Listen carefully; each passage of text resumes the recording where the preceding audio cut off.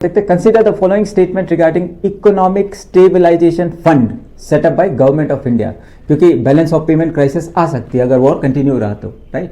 तो हमें एक फंड चाहिए जो हमारी इकोनॉमी को स्टेबलाइज करे, हमें सोना वोना वापस से बेचना ना पड़े, है ना। तो स्टेटमेंट 1 है, the finance ministry can utilise the economic stabilisation fund to meet anticipated expenditure caused by the global supply disruption। बिल्कुल सही।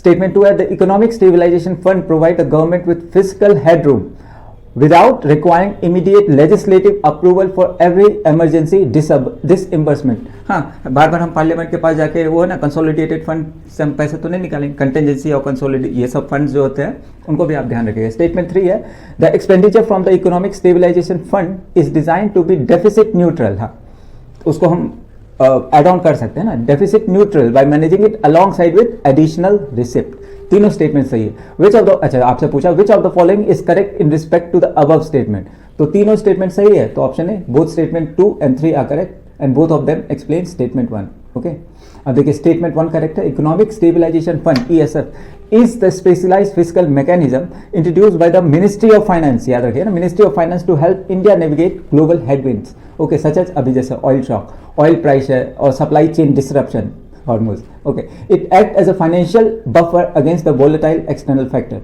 स्टेटमेंट 2 करेक्ट है और वो एक्सप्लेन करता है स्टेटमेंट 1 को क्यों, the primary purpose of such fund is to respond okay to the emergency without such mechanism the government might face legislative delay, है ना।